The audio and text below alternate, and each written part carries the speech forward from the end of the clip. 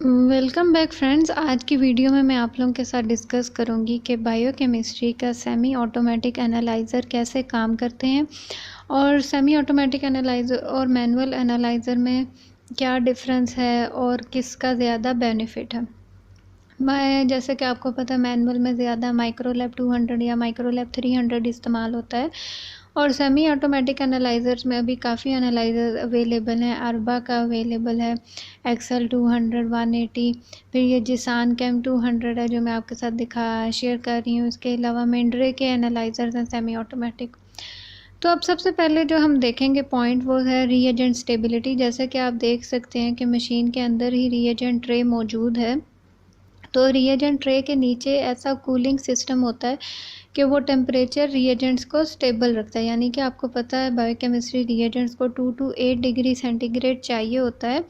तो वो टेम्परेचर जो है वो फिर इसको ये कूलिंग सिस्टम प्रोवाइड करता है, जिसकी वजह से रिएजेंट स्टेबल रहते हैं। जबकि मैनुअल प्रिपरेशन में आप देखते हैं, मैनुअल मेथड में आप देखते हैं कि हम रिएजेंट को रूम टेम्परेचर पर रखते हैं, सैंपल प्रिपेयर करते हैं, उसके बाद जो है वो हम मशीन के थ्रू प्रोब जो है वो हम एस्पायरेट कराते हैं और रिज़ल्ट देखते हैं। लेकिन इसमें उसमें जो है वो टाइम कंजम्पशन भी बहुत ज़्यादा होती है और रिएजेंट की जो स्टेबिलिटी होती है उस पर भी बहुत ज़्यादा अफेक्ट पड़ता है।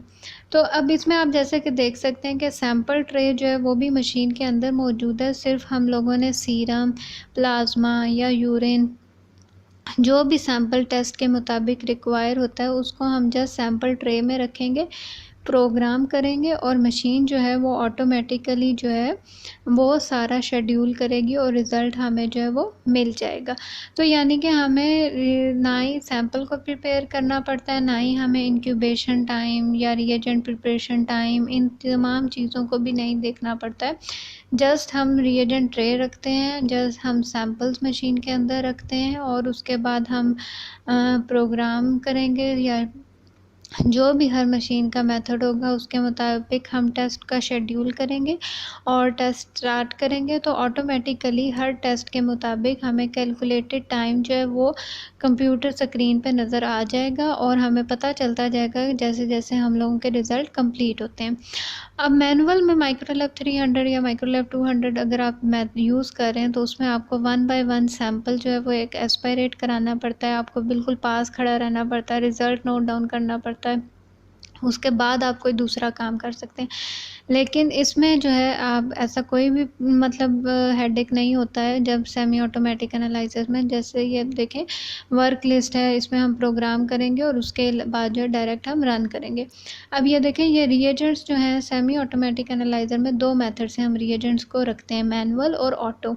मैनुअल का मतलब ये है कि हमने खुद पोजीशन असाइन करनी है कि पोजीशन 17 पे हमने कौन सा रिएजेंट रखना है, पोजीशन 20 पे कौन सा रखना है। ऑटो का मतलब ये होगा कि मशीन हमें बताएगी कि पोजीशन 1 पे आप ये रिएजेंट रखें और पोजीशन 2 पे। हाँ, इधर जो है हमें इस पॉइंट का बहुत ज़्यादा ध्यान रखना है कि जो शेड्यूल आपको नज़र आ रहा है, मिसाल के तौर पे जैसे पोजीशन 11 पे कोलेस्ट्रॉल है तो आप, या पोजीशन 10 पे ग्लूकोज है, या पोजीशन 20 पे क्रेटिनिन है, या पोजीशन 19 पे ट्राइग्लिसराइड है, तो इन पोजीशंस पे यही रिएजेंट मौजूद है ये चेक करना जो ये हमारी रिस्पॉन्सिबिलिटी होती है। क्योंकि सेमी ऑटोमेटिक एनालाइजर्स में ऐसा कोई बारकोड सिस्टम नहीं मौजूद होता कि रिएजेंट्स के जो है वो बारकोड चेक हो तो हमें पता चल जाए।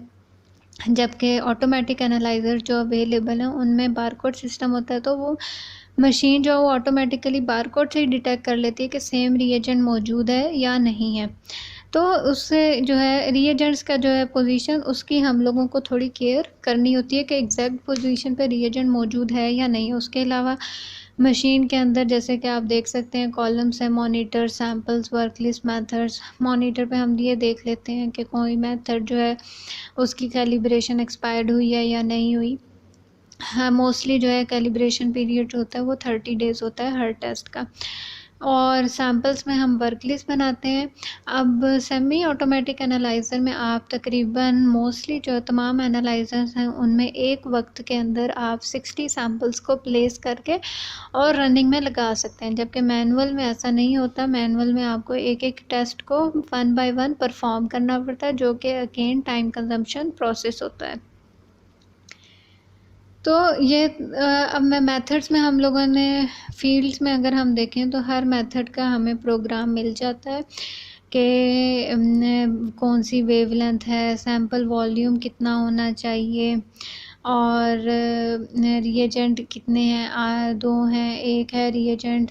ये तमाम चीज़ें जो है वो हमें मेथड्स में मिल जाती हैं। हाँ, एक और पॉइंट जो कि मैं आपको बताऊंगी कि जिससे हमें पता चलेगा कि सेमी ऑटोमेटिक एनालाइज़र ना सिर्फ हमारी रिएजेंट स्टेबिलिटी के लिए इम्पॉर्टेंट है, ना सिर्फ टाइम कंजम्पशन के लिए इम्पॉर्टेंट है, बल्कि एक और चीज़ जो बहुत ही बेनिफिट देती है as compare to manual method, वो रिएजेंट और सैंपल की क्वांटिटी है। अब ये देखें, अब हमें ये जो फॉर एग्जांपल कोई भी टेस्ट है उसके लिए अब ये देखें हमें कितना वॉल्यूम चाहिए। वॉल्यूम सिर्फ चाहिए 180 माइक्रोलीटर या 5 माइक्रोलीटर, यानी कि कितना हो गया, फॉर एग्जांपल 200 माइक्रोलीटर सिर्फ हमें चाहिए। लेकिन जब आप मैनुअल परफॉर्म कर रहे हो तो आप तकरीबन कितना रिएजेंट ले रहे होते हैं, आप ले रहे होते हैं 1 ml। तो अब मैनुअल में जहाँ आप एक टेस्ट परफॉर्म करेंगे सेमी ऑटोमेटिक एनालाइजर में, उसी 1 ml में आपके कितने टेस्ट परफॉर्म हो जाएंगे, 5 टेस्ट। तो इस तरह ना सिर्फ टाइम कंजम्पशन बल्कि स्टेबिलिटी बल्कि आपका रिएजेंट भी सेमी ऑटोमेटिक एनालाइजर में सेव हो जाता है as compare to manual methods में।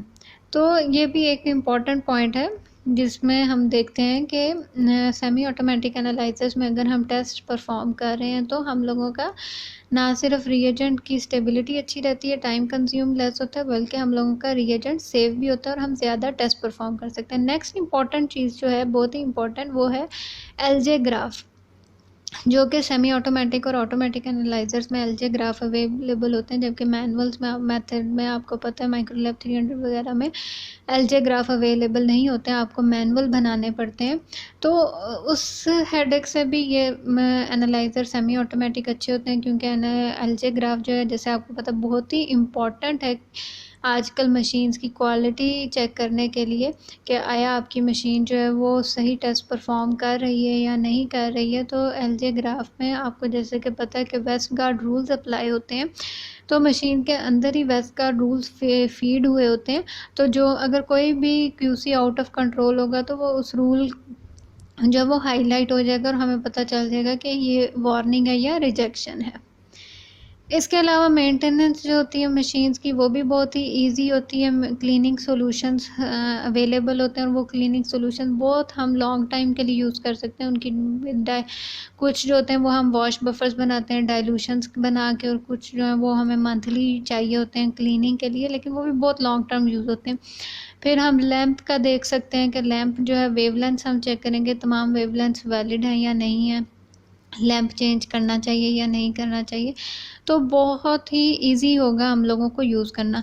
तो आई होप कि आपको आइडिया हो गया होगा कि सेमी ऑटोमेटिक एनालाइजर जो हैं वो कैसे काम करते हैं और मैनुअल मशीन्स की निस्बत ये क्यों बेहतर समझे जाते हैं। तो आई होप कि आपको ये कॉन्सेप्ट क्लियर हो गया होगा बायोकेमिस्ट्री एनालाइजर्स के मुतालिक। अगर आपको जिसान कैम 200 की पूरी डिटेल्स चाहिए हो कि हम इसको यूज़ कैसे करते हैं, तो आप मुझे कमेंट्स में बता दें, तो मैं इसके मुतालिक भी आपके साथ वीडियो शेयर कर दूँगी। Thank you so much.